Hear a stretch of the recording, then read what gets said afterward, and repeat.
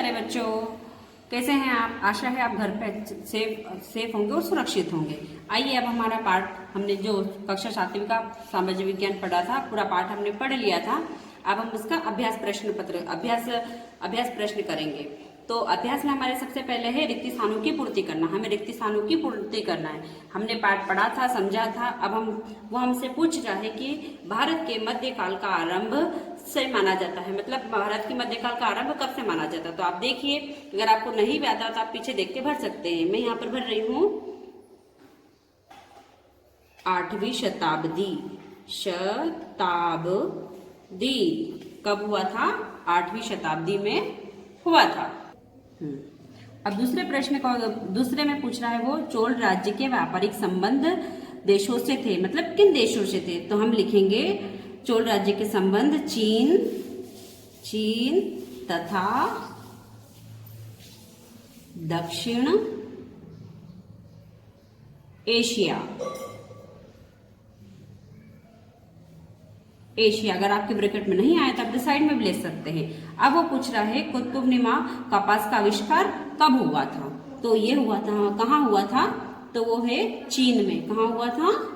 चीन में। ठीक है। अब हमारा अगला प्रश्न है निम्नलिखित की सही जोड़ी मिलाना है। यहाँ पर उसने गलत सलत दे रखा, लेकिन हमको सही, सामने वाला जो सही है उसको सामने वाले में लिखना। तो पहले पूछ रहा है वो उत्तर मध्यकाल। तो उत्तर मध्यकाल का आरंभ कहाँ से हुआ था हमको ये बताना। तो वो उसका है 13वीं से 18वीं शताब्दी। ये राइट है, इस पे 1 नंबर डालेंगे आप। दूसरा है चोल राज्य, तो राजेंद्र प्रथम 2 नंबर। फिर पूछ रहा है तीसरे में वो बारूद का आविष्कार कहाँ हुआ। तो बारूद का आविष्कार हुआ था चीन में, ये 3रा नंबर। ठीक है, हमको इसके जस्ट सामने लिखना है, इधर आगे पीछे लिखा, लेकिन हमें जिसका आंसर है उसका सही के सामने जोड़ी मिलान करना है। इसी को बोलते हैं सही जोड़ी मिलान करना। लास्ट है हमारा चौथा है सर्प। तो जो वो कौन थे? वंशानुगत दास थे, और ये हमारा चौथा नंबर। ठीक है, हमारे रिक्त स्थान हो चुके हैं, हमारी जोड़ी हो चुकी है। आइए अब हम चलते हैं हमारे लघु के प्रश्न उत्तरों पर। आइए, हमारे लघु उत्तरीय प्रश्न में पहला प्रश्न हमसे वो पूछ रहा है कि भारतीय इतिहास के मध्यकाल को कितने भागों में विभाजित किया गया। उनके नाम और हमको काल लिखना है। हमारा उत्तर है भारतीय इतिहास के मध्यकाल को 2 भागों में विभाजित किया गया। कितने? 2 भागों में विभाजित किया गया। पहला है हमारा पूर्व मध्यकाल, जो चला 8वीं से 12वीं शताब्दी तक। दूसरा है हमारा उत्तर मध्यकाल, जो 13वीं से 18वीं शताब्दी तक चला। ठीक है, ये हमारे पहले प्रश्न का उत्तर हो गया। अब हम अगले प्रश्न की ओर चलते हैं। दूसरा प्रश्न है हमारा, वो हमसे यह पूछ रहा है कि मध्यकाल के साहित्यिक स्रोतों के नाम बताइए। यानी मध्यकाल में कौन कौन से साहित्यिक स्रोत थे, उनके हमको नाम बताना है। तो मध्यकाल के साहित्यिक स्रोत निम्न थे: बाबरनामा, दूसरा है हुमायूंनामा, तीसरा है अकबरनामा, चौथा है तुंज के जहांगीर, अगला है बादशाहनामा, पृथ्वीराज रासो और राजतरंगिणी आदि। ये हमारे क्या है? मध्यकाल के साहित्यिक स्रोत हैं। अगला प्रश्न है हमारा प्रश्न नंबर 3। अब वो पूछ रहा है हमसे यूरोप के मध्यकाल में सामंतों की जीवन शैली कैसी थी, मतलब जो सामंत थे वो किस प्रकार अपना जीवन व्यतीत करते थे, उस विषय में हमसे पूछा उसने। हमारा उत्तर है यूरोप के मध्यकाल में सामंत छोटे छोटे किलों में रहते थे एवं विलासितापूर्ण जीवन व्यतीत करते थे और किसानों पर अत्याचार करते थे। यह हमारे प्रश्न का उत्तर हो गया है। अब हम चलते हैं हमारे अगला प्रश्न नंबर 4 की ओर। वो पूछ रहा है संगठित होकर अरबों ने अपने राज्य का विस्तार कहां तक किया।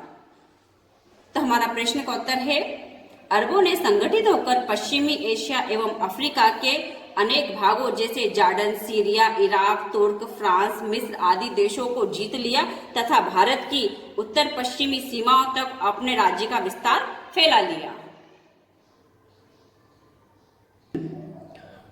आइए अब हम हमारे दीर्घोत्तरीय प्रश्न की ओर चलते हैं, यानी जो उनका स्वरूप बड़ा होता है, बड़े प्रश्नों की ओर। मध्यकालीन सभ्यता के विकास में अरब व्यापारियों के योगदान का हमको वर्णन करना है, यानी पूरी तरह से विस्तार से हमको बताना है। तो हमारे प्रश्न का उत्तर है अरब लोग कुशल व्यापारी थे। राजनीतिक सत्ता स्थापित करने के साथ साथ वे विश्व के विभिन्न भागों में जैसे भारत, चीन, यूरोप तथा पश्चिमी अफ्रीकी देशों से व्यापार करने लगे, व्यापार से धनवान बने। इन व्यापारियों ने अपने धन का उपयोग कला, विज्ञान और साहित्य को प्रोत्साहन देने के लिए किया। जिन देशों से संपर्क बढ़ा वहां के ज्ञान को अरबों ने एक स्थान से दूसरे स्थान तक पहुंचाया। प्राचीन ग्रीक और प्राचीन भारतीय वैज्ञानिक ज्योतिष ग्रंथों का अरबी में अनुवाद कराया गया। सबसे पहले उल्लेखनीय बात यह है कि खगोल शास्त्र और गणित विषय के उच्च कोटि स्तर का भारतीय ज्ञान अरबों के माध्यम से ही पश्चिमी देशों तक पहुंचा। संक्षेप में हम कह सकते हैं कि अरबी व्यापारियों ने भारतीय ज्ञान विज्ञान को पश्चिमी देशों तक पहुंचाने में बहुत योगदान दिया। यह हमारे दीर्घ के प्रश्न का उत्तर था। आशा है बच्चों आपने इसको देखा होगा, समझा होगा, पढ़ा होगा। इससे अपनी फेयर कॉपी बनाइए और घर पे रहिए, सुरक्षित रहिए। जय हिंद, जय भारत।